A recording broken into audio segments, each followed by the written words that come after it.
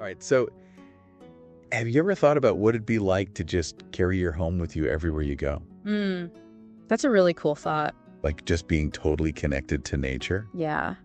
Well, in D&D, Tortles kind of do that. Right. They've got their shells, and they're super connected to the natural world. Yeah. Actually, I had this D&D session a while back, Okay. and my party met this Tortle elder. Oh, cool. He was leading his whole community across this huge desert, Wow. and he was just so wise. Interesting. You know, Yeah. this quiet wisdom, and you could tell how connected he was to the land. Nice. It really got me thinking about Tortles, Yeah. like their whole way of life. I get that. So I was super excited to dig into this article on LitRPG Reads. Oh, yeah. Emily Thorne's piece. Yeah, it's like a gold mine of info about Tortles. Absolutely. Their history, their culture, everything. It's a great place to start our deep dive. Definitely. For sure. One thing that really stood out to me was how Tortles actually haven't been around in D&D that long. Right. They're relatively new. Yeah, like when did they first show up? I think it was 2017 Okay. in that Tortle package Right. for the Tomb of Annihilation adventure. Right. But they weren't really a playable race then. Gotcha. More like specific to that adventure. Uh-huh. And then later on, they became fully playable When was that? with Mordenkainen presence. Monsters of the Multiverse. Okay. That was 2022. Interesting. So they went from being these niche creatures Yeah. to like a full-blown playable race. It's kind of cool, actually. I think it shows how much people like them, Right. you know? Yeah. There's something about Tortles that appeals to players. Definitely. Like they offer something different. It's true. It's not all about swinging swords. No. They bring this sense of wisdom Mhm. and patience and a deep connection to nature. That's a big part of their appeal, I think. Absolutely. And let's not forget about their shells. Oh, yeah. How could we? The article really emphasizes how important those shells are. It's not just physical. Yeah, it's not just about protection. Right. It's part of their identity, It's like their home.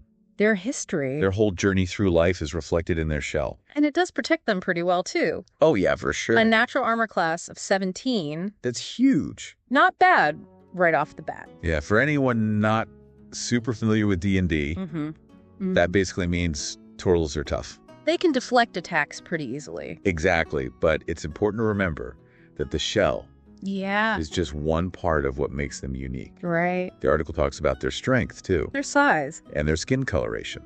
All adaptations that help them survive. Right. And speaking of survival, Yeah. the article goes into how Tortles are nomadic, Always on the move. always traveling light, Respecting nature. crafting tools from whatever they find. Very resourceful. It's such a fascinating way to live, Can you imagine? carrying everything you need on your back, Yeah. always learning and growing from your experiences. That's the Tortle way. It really shows how adaptable and resourceful they are. For sure. And while they do enjoy their alone time, Uh-huh. they also really value community and connection. That's important too. It's not all about solitude. Definitely not. Like the article mentions the shell sharing ceremony, Oh, right. where they get together to tell stories. And pass down wisdom. Yeah, so even though they spend a lot of time alone, Mm-hmm. they still cherish those bonds. Makes sense. It's like this beautiful balance It is. between individual exploration Yep. and communal connection. Yeah, they get the importance of both. We could learn a thing or two from them. Absolutely. I am curious, though, about conflict. Wow. Do Tortles always agree on everything? That's a good question.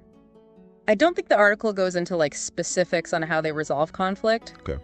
But it does say they have a strong sense of justice and fairness. Yeah, They're all about peaceful resolution, right. often relying on their elders to sort things out, like mediators, find solutions for everyone. Yeah, with her connection to nature Exactly. and focus on harmony. Mm-hmm. I guess it makes sense that they want balance in all things. Right. And that kind of leads into another thing Oh, yeah? about Tortle culture. What's that? They're often seen as wise leaders Mm. and mediators. Yeah, I could see that. The article mentions that other races even come to them for advice. Wow. They're sought after. It's kind of cool to think about. It is. A Tortle leader in D&D. But like imagine a Tortle king or queen Okay. ruling with wisdom and compassion. Yeah. Always putting their people first. And the land. Exactly. Or a Tortle diplomat. Okay. Helping different cultures understand each other. Interesting. Building bridges. Makes sense. Yeah, it's really interesting to think about. It is, and it makes me think about those classic D&D classes. Oh, yeah. Like yeah. druids and rangers. Right. They're all about nature and balance, Yeah, too. Do you think Tortles would be drawn to those roles? Oh, I think it's very likely. Yeah. I mean, their whole thing is being connected to nature. Respecting the land. Yeah, and they've got that inherent wisdom. Right. They'd be perfect for protecting the world. Like guardians of nature. Exactly. The article even mentions Oh, yeah. a Tortle community defending their forest Right. from some loggers trying to exploit it. That's a pretty powerful image. It is. It really shows that conflict Mhm. between valuing nature Yeah. and trying to use it for profit. It's a conflict we see in the real world, too. That's true. In a way, tortles are like a symbol Okay. of environmentalism, Interesting. reminding us to take care of the planet To be stewards. and to remember that everything's connected. And speaking of connection, Yeah. the article talks about storytelling in Tortle culture Yes. with figures like Kroll the strategist and Mudgraw. the amazing storyteller. Right. Whose stories are so unbelievable they have to be true. Exactly. What do you think these legends mean for tortles? That's a good question. I think they serve a few different purposes. Okay. They're a way to pass down wisdom, Right. teach lessons, and remember their history.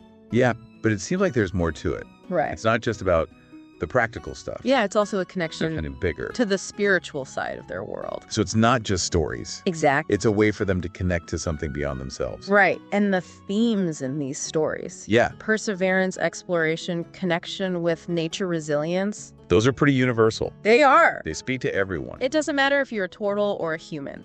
We all go through those things. Exactly. And I think that's really powerful. It is. Like, imagine hearing a tortle elder Okay. tell a story about overcoming hardship or finding strength. Yeah, It could really inspire you. to face your own challenges. Exactly. It shows that even though tortles are fantasy creatures, they still reflect parts of ourselves, Our own experiences. and those reflections can be really meaningful. So it seems like even though they're fictional Tortles, can teach us a lot about life. Right. But let's talk about them as characters. Okay. Like in D&D. Mhm. What makes them unique to play? Well, their traits open up some really cool options. Yeah, like what? Well, imagine a tortle explorer, Okay. super meticulous, mapping everything out Uh-huh. with their patience and sense of direction. Makes sense. Or a tortle protector, Protecting what?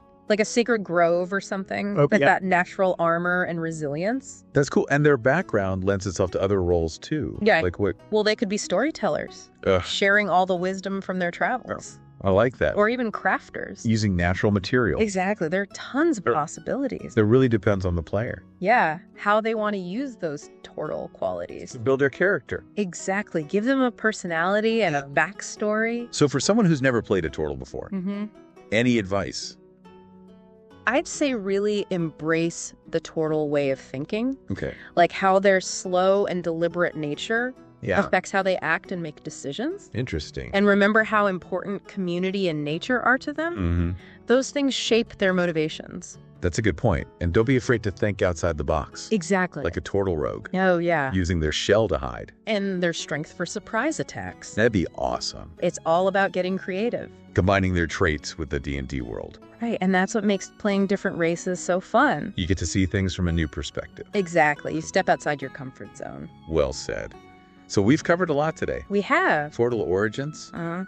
their culture, their potential as characters. It's been a fascinating deep dive. For sure, huge thanks to LitRPG Reads And Paul Bello. for that insightful article. Yeah, it really sparked some great conversation. Definitely. And for our listeners, we want to hear from you.